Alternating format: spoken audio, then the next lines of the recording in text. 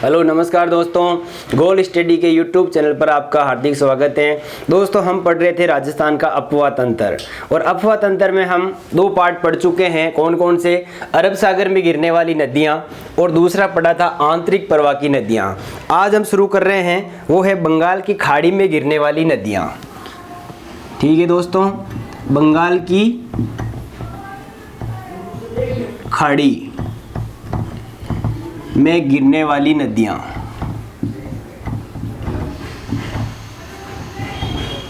और बंगाल की खाड़ी में कौन कौन सी नदियां गिरती है? तो दोस्तों, सीधी तो अपने बंगाल की खाड़ी में राजस्थान की एक भी नदी सीधी बंगाल खाड़ी में नहीं गिरती है, वो किसी माध्यम के थ्रू जाती है।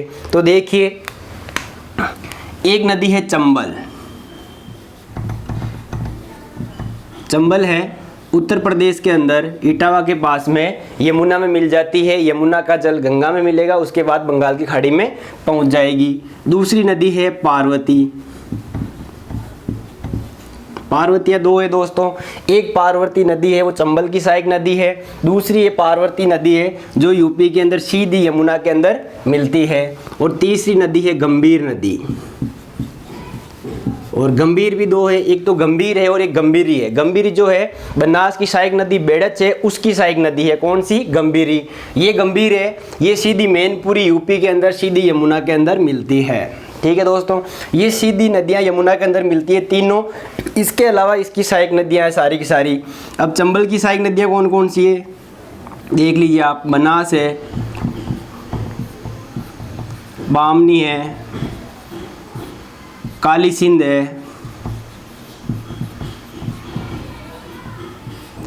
पार्वती है, मेज है और सीप है। ये राजस्थान के अंदर चंबल के अंदर मिलने वाली नदियां हैं। पार्वती जो नदी है, इसकी सहायक नदी है दोस्तों शेरनी और मेंढका। शेरनी और मेंढका, ये दोनों छोटी छोटी, इनकी डिटेल हम यहीं पढ़ लेते हैं दोस्तों। तो देखिए, पार्वती नदी है, इसका उद्गम कहाँ से होता है? ये पार्वती नदी कहाँ से निकलती है? तो इसका उद्गम होता है करौली जिले में महावीर जी से। महावीर जी करौली, यहाँ से इस नदी का उद्गम होता है। ठीक है, इस नदी के ऊपर धौलपुर जिले में एक बांध बना हुआ है जिसका नाम है अंगाई बांध। अंगाई बांध अंगाई गांव के अंदर है, तो अंगाई बांध भी कहते हैं इसे, और पार्वती बांध भी कहते हैं। है कहाँ पर ये है धौलपुर जिले के अंदर। कहाँ पर है? धौलपुर में। ठीक है दोस्तों, ये नदी, इसका संगम किस में होता है? तो इस नदी का संगम हो जाता है यमुना के अंदर। यूपी के अंदर, उत्तर प्रदेश के अंदर ये नदी जाकर यमुना में मिल जाती है। कौन सी? पार्वती नदी। कहाँ से निकली? महावीर जी करौली से। ठीक है, एक हो गई ये अपनी गंभीरी नदी। गंभीर नदी है दोस्तों, ये जो है ये निकलती है गंगापुर सिटी से। गंगापुर सिटी है सवाई माधोपुर में। कहाँ पर है? सवाई माधोपुर में। यहाँ से इसका उद्गम होता है। किसका? गंभीर नदी। यहाँ से निकल गई कहाँ से? गंगापुर सिटी से। उसके बाद इसका परवा जो है दोस्तों, इसका परवा सवाई माधोपुर से शुरू होती है। सवाई माधोपुर के बाद ये जाएगी करौली, और करौली के बाद ये जाएगी धौलपुर, और धौलपुर के बाद ये जाएगी भरतपुर। ठीक है, उसके बाद ये नदी यूपी में मैनपुरी नामक स्थान पर, मैनपुरी कहाँ पड़ता है? उत्तर प्रदेश में, यूपी में, वहाँ जाकर ये यमुना में मिल जाती है। इस नदी का, किसका? गंभीर का। ये चीज़ें आपको याद रखनी है। अब देखिए, गंभीर नदी है, इसके ऊपर भी एक बांध बना हुआ है। गंभीर नदी पर भी एक बांध है, और उस बांध का नाम है पांचना बांध। और पांचना बांध कहाँ पर है? करौली में। राजस्थान का बहुत बार प्रश्न आया हुआ है, राजस्थान का एक मात्र मिट्टी का बना हुआ बांध कौन सा है, तो पांचना बांध है। पांचना बांध कहाँ पर है, करौली के अंदर। कहाँ पर है, करौली के अंदर। गंभीर के अलावा इस बांध के अंदर कौन कौन सी नदियाँ आकर गिरती है, वो इसकी सहायक नदी भी हो जाएगी। तो इसके अंदर कौन कौन सी गिरती है, देखिए ऊटा, माची, बरखेड़ा, भैंसावट,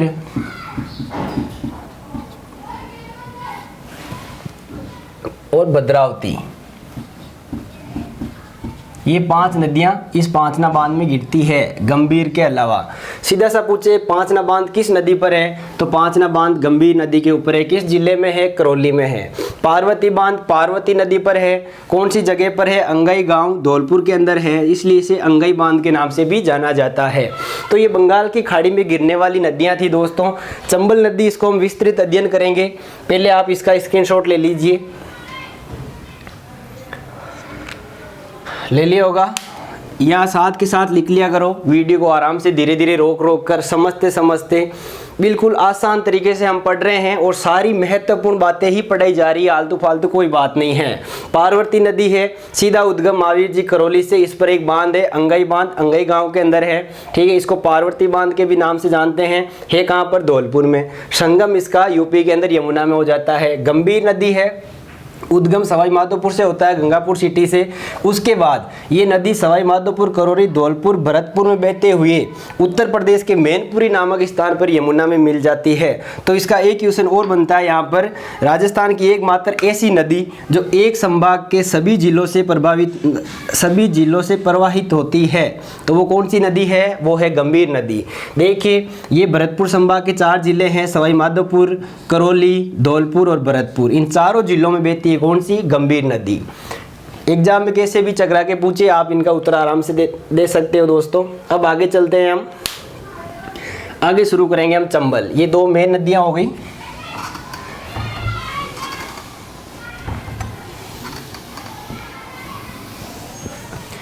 अब चंबल नदी की डिटेल से अध्ययन करते हैं। तो देखिए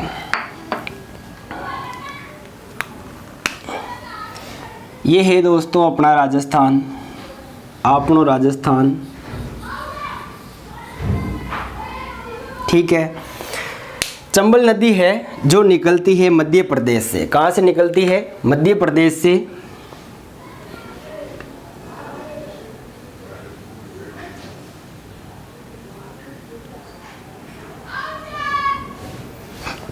ये हो गई अपनी चंबल नदी। ठीक है दोस्तों,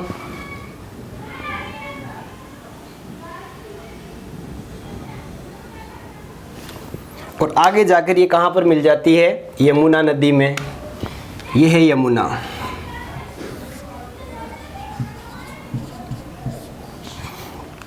कहाँ से निकली चंबल नदी, तो चंबल नदी मध्य प्रदेश की जानापाव की पहाड़ियों से निकली। विंध्याचल पर्वतमाला है ये पूरी। कौन सी पर्वतमाला है, विंध्याचल।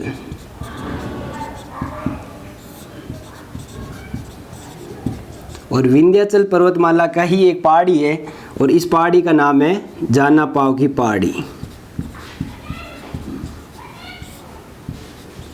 और जानापाव पहाड़ी कहाँ पर है, मध्य प्रदेश के अंदर। ठीक है, यहाँ से चंबल नदी का उद्गम हुआ, मतलब कि इस जगह से चंबल नदी बहना शुरू हो गई, निकल गई। अब आगे जाकर ये राजस्थान के कौन से जगह पर प्रवेश करती है, राजस्थान में, तो इस जगह का नाम है राजस्थान में चौरासीगढ़।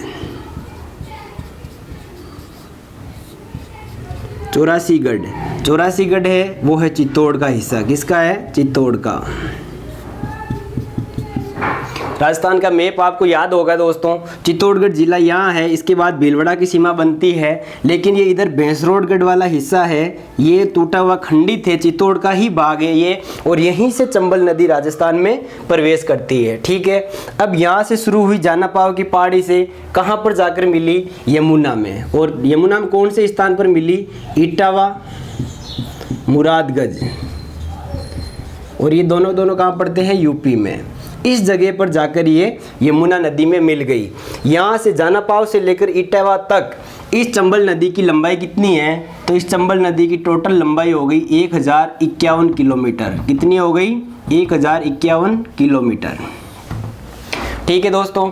अब आगे देखिए राजस्थान में इसकी लंबाई, तो राजस्थान में ये दो प्रकार से लंबाई इसकी गिनी जाती है, एक तो स्वतंत्र रूप से लंबाई और एक होती है अंतर्राज्यीय सीमावर्ती लंबाई।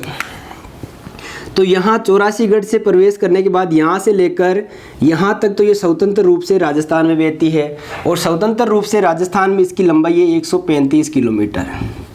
कितनी है? 135 किलोमीटर स्वतंत्र रूप से। उसके बाद ये अंतर्राज्यीय सीमा बनाती है राजस्थान और मध्य प्रदेश के सारे, ठीक है, राजस्थान और मध्य प्रदेश की सीमा बनाती है, और सीमावर्ती इसकी लंबाई है 253 किलोमीटर। कितनी है? 253 किलोमीटर। अब देखिए इसका परवा राजस्थान में, परवा देखिए आप, राजस्थान का मैप अगर आपको याद है सारे नक्शे में आपको दिखने चाहिए इधर वाले कौन कौन से ज़िले हैं। तो अब देखिए आप, यहाँ पर जो ज़िला है सबसे पहले प्रवेश करती है वो हो गया चित्तौड़गढ़ ज़िला, ठीक है। उसके बाद ये पूरा का पूरा जो ज़िला है, ये ज़िला है, ये है कोटा। कौन सा ज़िला है? कोटा, ठीक है। कोटा के बाद इधर वाला जो ज़िला है वो है बूंदी, यहाँ पर आ जाता है सवाई माधोपुर, और सवाई माधोपुर के ऊपर आता है करौली, और करौली के ऊपर यहाँ आ गया धौलपुर।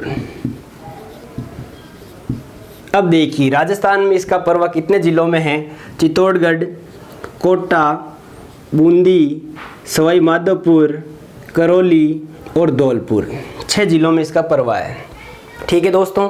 राजस्थान की 3 नदियां ऐसी है जिनका 6 ज़िलों में परवा है, और वो 3 कौन कौन सी है? एक चंबल हो गई, एक हमने लूनी पढ़ ली, और एक बनास अब पढ़ेंगे। इन तीनों नदियों का जो परवा क्षेत्र है 6 ज़िलों के अंदर है, ठीक है। तो आपके सामने सीधा सा पूछे चंबल नदी का परवा कितने ज़िलों में है, तो 6 ज़िलों में, और 6 ज़िले भी आपको आंखों में दिखने चाहिए। सबसे पहले 84 से प्रवेश करती है, वो ज़िला है चित्तौड़गढ़ का भाग, एक चित्तौड़गढ़ हो गया। दूसरा ये कोटा में जाती है, कोटा के बाद कोटा और बूंदी की सीमा बनाती है, तो 2 ज़िले हो गए कोटा और बूंदी, कितने हो गए? 3। उसके बाद सवाई माधोपुर और कोटा की सीमा बनाती है, फिर करौली और फिर धौलपुर, फिर आगे जाकर ये मुरादगंज इटावा के पास यूपी में यमुना में नदी में मिल जाती है। कौन सी नदी? चंबल नदी। इसकी टोटल लंबाई 1051 किलोमीटर है, और स्वतंत्र रूप से ये राजस्थान में 135 किलोमीटर लंबी है, और 253 किलोमीटर ये अंतर्राज्यीय सीमा बनाती है। किस किस की? राजस्थान और मध्य प्रदेश की।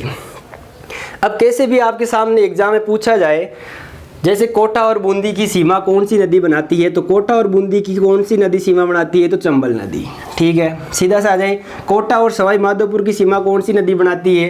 तो चंबल नदी। मध्य प्रदेश और राजस्थान की सीमा कौन सी नदी बनाती है? तो चंबल नदी।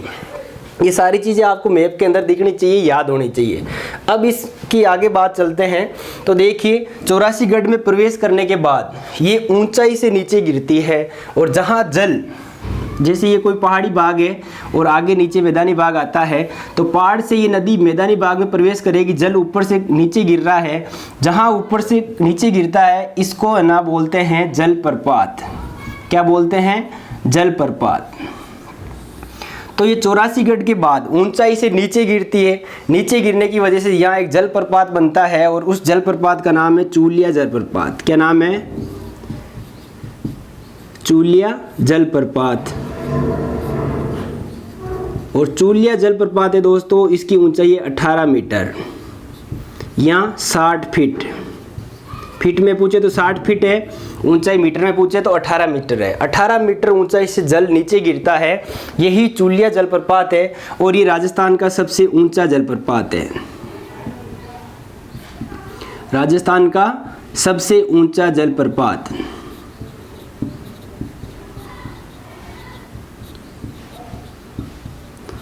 अब राजस्थान का सबसे ऊंचा जलप्रपात हो गया चूलिया जलप्रपात, जो चंबल नदी पर है और चित्तौड़गढ़ में है। कहाँ पर है? चित्तौड़गढ़ में, 84 से आगे बेसरोडगढ़ तहसील के अंदर, ठीक है। अब आगे देखिए आप, राजस्थान के साथ साथ भारत का पूछ ले, भारत का सबसे ऊंचा जलप्रपात कौन सा है? तो दोस्तों भारत का सबसे ऊंचा जलप्रपात है वो है जोग जलप्रपात, ठीक है। भारत का ऊंचा जलप्रपात कौन सा है? जोग जलप्रपात। और इसकी ऊंचाई है 253 मीटर। और ये जोग जलप्रपात है कहाँ पर, तो ये कर्नाटक के अंदर है। कहाँ पर है, कर्नाटक में। नदी पूछे कौन सी नदी पर है, तो ये शेरावती नदी पर है। किस नदी पर है, शेरावती नदी के ऊपर। राजस्थान का हो गया, भारत का हो गया। विश्व का पूछ ले, वर्ल्ड का पूछ ले, तो वर्ल्ड का सबसे ऊंचा जलप्रपात है, उसका नाम है एंजिल जलप्रपात। विश्व का पूछ ले तो, ठीक है, एंजिल जलप्रपात। और इसकी 979 मीटर, 979 979 मीटर इसकी ऊंचाई है। और ये है कौन से देश में, ये वेनेजुएला में है। और वेनेजुएला पड़ता है दक्षिण अमेरिका महाद्वीप में। कहाँ पर पड़ता है, दक्षिण अमेरिका महाद्वीप में। एंजिल जलप्रपात जो विश्व का सबसे ऊंचा है, 979 मीटर ऊंचाई से पानी नीचे गिरता है, ठीक है। और ये कौन सी नदी पर है, तो ये रियो केरोनी नदी पर है। कौन सी पर है, रियो केरोनी नदी के ऊपर। ये होगी सामान्य एक्स्ट्रा बात हो गई जो भाग बी में पूछी जाती है राजस्थान पुलिस में, और कोई भी एग्जाम पूछ सकते हैं। तो इसके साथ साथ हमने ये भी बता दिया। तो हम पढ़ रहे थे राजस्थान का सबसे ऊंचा जलप्रपात कौन सा हो गया, चूलिया जलप्रपात। ऊंचाई कितनी हो गई, 18 मीटर या 60 फीट। अब जहाँ ऊंचाई से जल नीचे गिरेगा तो वहां पर खाई बनेगी। क्या बनेगी, खाई। इस प्रकार की खाई बनेगी दोस्तों। तो ये जो खाई बनती है इसे बोलते हैं हम गार्ज। ज्योग्राफी की भाषा में क्या बोलते हैं, गार्ज। जब इसकी और ज़्यादा गहराई हो जाती है, इसी खाई की और ज़्यादा, ये कट कट के और ज़्यादा गहराई हो जाती है, तब इसे बोलते हैं कैनियन। क्या बोलते हैं, कैनियन। तो यहाँ से ऊंचाई से जल नीचे गिर रहा है तो ये आगे चलकर कोठा के अंदर क्या करती है, गार्ज का निर्माण करती है। किसका, गार्ज या कैनियन का निर्माण करती है। कौन सी नदी, चंबल नदी। गहरी गहरी खाइयाँ पाई जाती है, उबड़ खाबड़ भूमि पाई जाती है, ठीक है, कंदराएं पाई जाती है। भारत में सबसे ज़्यादा इसी नदी के बीहड़ क्षेत्र पाया जाता है। सबसे ज़्यादा बीहड़ क्षेत्र जो भारत में है कौन सी नदी के किनारे पाया जाता है, कौन सी नदी के क्षेत्र में पाया जाता है, तो चंबल नदी के क्षेत्र में सबसे ज़्यादा बीहड़ भूमि पाई जाती है, मतलब उबड़ खाबड़ भूमि। और इसको ज्योग्राफी की भाषा में बोलते हैं उत्खात स्थलाकृति। क्या बोलते हैं, एग्जाम में आया हुआ है, चंबल नदी के आसपास उबड़ खाबड़ जो भूमि पाई जाती है उसे क्या कहते हैं, उत्खात स्थलाकृति। इंग्लिश में बोलते हैं बेडलैंड टोपोग्राफी। क्या बोलते हैं, बेडलैंड टोपोग्राफी। बेडलैंड टोपोग्राफी क्या होती है, उत्खात स्थलाकृति। उबड़ खाबड़ जो भूमि होती है उसे बेडलैंड टोपोग्राफी कहा जाता है। तो ये चंबल नदी की मुख्य बातें हैं और आगे पढ़ेंगे हम। उससे पहले आप इसका स्क्रीनशॉट ले लीजिए दोस्तों। ठीक है दोस्तों, स्क्रीनशॉट ले लिया होगा आपने। अब देखिए आगे चंबल के बारे में पढ़ रहे हैं हम, बस आगे चल रहे हैं थोड़ा सा।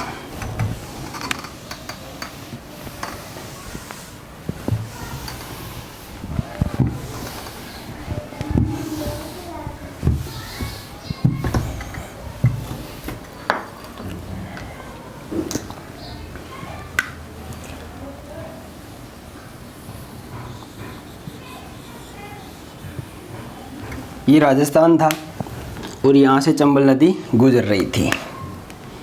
जानपाव की पहाड़ियों से होते हुए, 84 से होते हुए कोटा, बूंदी, सवाई माधोपुर,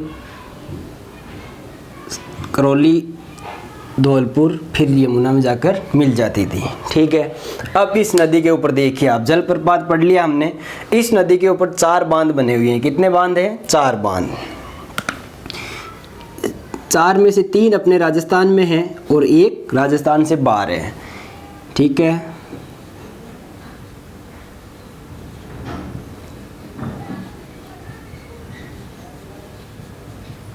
और ये बांध हमेशा एग्जाम पूछे जाते हैं, बहुत बार पूछे जाते हैं और इनको क्रम से आपको याद रखना है। चंबल नदी पर 4 बांध हैं। सबसे पहला बांध है वो है गांधी सागर बांध। कौन सा बांध है, गांधी सागर बांध। और गांधी सागर बांध कहाँ पर है, मंदसौर एमपी के अंदर। कहाँ पर है, मध्य प्रदेश के अंदर है गांधी सागर बांध। उसके बाद अगला बांध है वो है राणा प्रताप सागर बांध। कौन सा बांध है, राणा प्रताप सागर बांध। राणा प्रताप सागर बांध कहाँ पर है, रावतबाटा। और रावतबाटा कौन से जिले में पड़ता है दोस्तों, तो ये पड़ता है चित्तौड़गढ़ में। कहाँ पर पड़ता है, चित्तौड़गढ़ में। ठीक है, तीसरा बांध है वो है जवाहर सागर बांध।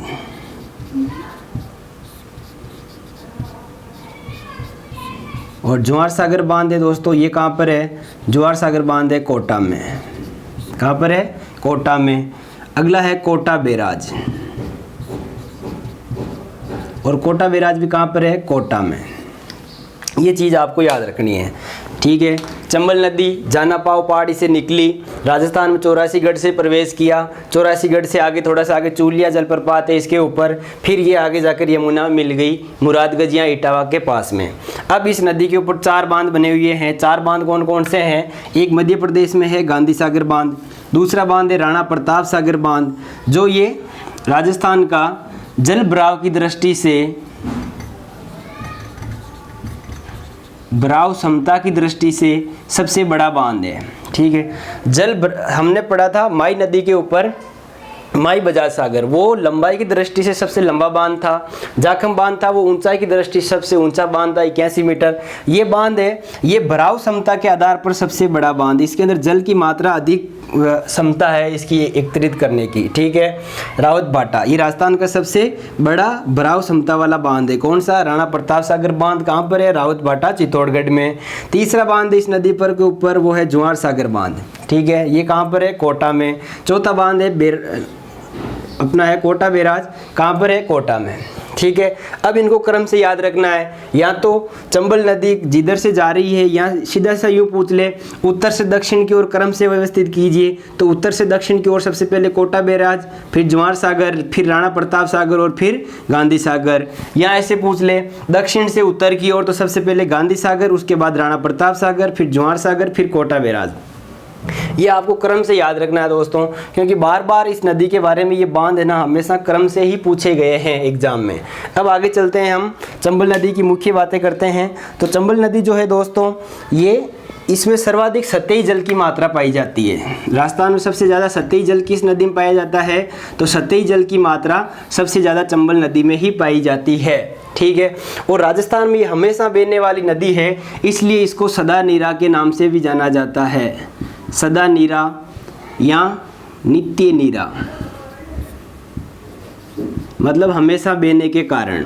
और इसे क्या बोलते हैं? और इसे राजस्थान की कामधेनु बोलते हैं।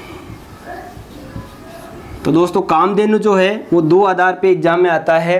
आपको ऑप्शन के आधार पे सीधा सा आ जाए राजस्थान की कामधेनु है, और आप रट के याद रख रहे हो चंबल, चंबल ऑप्शन नहीं, और वहाँ पे गायों की नस्ल दे दी, तो वहाँ पर राठी गाय को राजस्थान की कामधेनु कहा जाता है। लेकिन नदियों के बारे में पूछा जाए तो चंबल नदी को राजस्थान की कामधेनु नाम से जाना जाता है।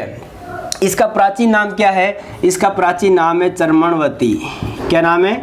चर्मणवती इसका प्राचीन नाम है चंबल का, ये भी आपको याद रखना है। इसके अलावा इसके नाम हो गए कामधेनु, सदा नीरा, फिर हो गई नित्यवाही, नित्यवाही।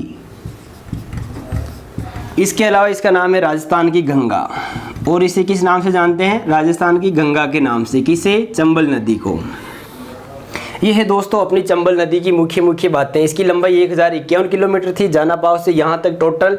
राजस्थान में स्वतंत्र रूप से 135 किलोमीटर है, और सीमावर्ती गिने तो 253 किलोमीटर, ये राजस्थान की लंबाई थी। अब इस नदी की सहायक नदियाँ देखते हैं हम। तो सहायक नदियाँ देखने से पहले आ जाइए आप, ये ले लिया होगा स्क्रीनशॉट या लिख लिया होगा आपने। अब इसकी सहायक नदियाँ देखते हैं दोस्तों। आपके आंखों में इसका मैप तो बन ही गया होगा चंबल नदी का। अब हम इसको बड़े रूप में बनाते हैं थोड़ा सा। यहाँ से निकली जाना पाव से, और यहाँ इटावा में जाकर मिल गई। ये है चंबल नदी, ठीक है। इसका ढाल पूछ ले तो ढाल कौन सा हो गया इसका? दक्षिण पश्चिम से उत्तर पूर्व की ओर, ठीक है। या फिर यूँ पूछ ले दक्षिण से उत्तर की ओर। थोड़ी देर तो दक्षिण की उत्तर की ओर होता है, फिर बाद में आगे सवाई माधोपुर के पास ये से मुड़ जाती है, तो इसका ढाल धीरे धीरे उत्तर पूर्व की ओर मुड़ता रहता है, ठीक है। ये हो गया इसका ढाल। अब इसकी सहायक नदियाँ देखिए। राजस्थान के अंदर प्रवेश करने के बाद सबसे पहले इसके अंदर मिलती है बामनी नदी। कौन सी मिलती है? बामनी। बामनी नदी आकर मिल गई। बामनी के बाद इसके इधर से आकर मिलती है काली सिंध। कौन सी नदी आकर मिलती है? काली सिंध।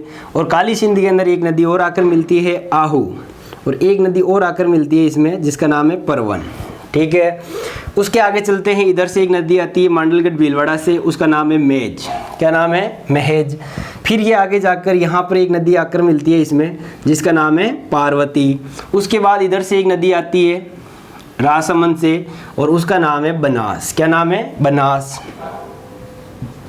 इधर से एक नदी आकर मिलती है जिसका नाम है सीप। क्या नाम है? सीप। ठीक है, अब मैं इनके नाम भी लिख देता हूँ। सबसे पहले चंबल नदी की सहायक नदी राजस्थान में जो आकर मिलती है, राजस्थान में, वो है बामनी।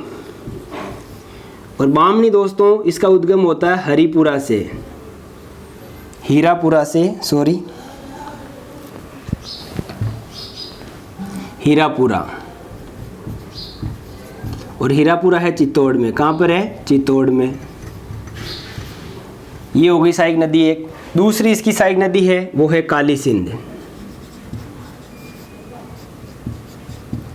और काली सिंध का उद्गम होता है दोस्तों देवास से। देवास की पहाड़ियाँ मध्य प्रदेश में। कहाँ पर है? मध्य प्रदेश में देवास की पहाड़ियाँ, वहाँ से काली सिंध नदी निकलती है। उसके बाद काली सिंध के अंदर एक नदी आकर मिलती है आहू नदी। कौन सी आकर मिलती है? आहू। ये नदी है आहू।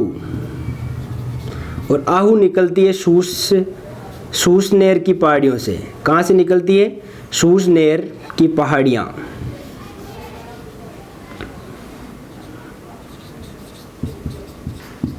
और सूसनेर की पहाड़ियाँ कहाँ पर है? मध्य प्रदेश के अंदर। ठीक है। इधर से आगे एक परवन नदी, और परवन नदी भी मध्य प्रदेश से आती है, विंध्यन से, विंध्यन मध्य प्रदेश से। ठीक है। अब जहाँ पर ये काली सिंध और आहू मिलती है दोस्तों, यहाँ पर एक दुर्ग है, और उस दुर्ग का नाम है गागरोन का किला। क्या नाम है? गागरोन दुर्ग। और गागरोन का दुर्ग कहाँ है? झालावाड़ में। तो दोस्तों सीधा सा पूछ ले, गागरोन का दुर्ग किन दो नदियों के संगम पर स्थित है? तो गागरोन का दुर्ग आहू और काली सिंध के संगम पर स्थित है। इधर से ये काली सिंध नदी आ रही, इधर से आहू आ रही। ठीक है। यहाँ पर है गागरोन का किला या गागरोन दुर्ग, जो झालावाड़ पड़ता है वो है। परवन नदी है। परवन नदी के ऊपर से यहाँ पर एक अभ्यारण्य है जिसका नाम है शेरगढ़ अभ्यारण्य। क्या नाम है? शेरगढ़ अभ्यारण्य। शेरगढ़ अभ्यारण्य कहाँ पर है? ये बारां के अंदर। दो क्वेश्चन यहाँ से बन गए। गागरोन का किला किन किन दो नदियों के संगम पर है? आहू और काली सिंध पर। परवन नदी है, इसके ऊपर कौन सा अभ्यारण्य है? तो शेरगढ़ अभ्यारण्य है। सीधा सा आ जाए, शेरगढ़ अभ्यारण्य कौन सी नदी पर है? तो परवन नदी के ऊपर है। कहाँ पर है? बारां के अंदर है। ठीक है। उसके बाद इसके अंदर आकर मिलती है नदी, उसका नाम है पार्वती नदी।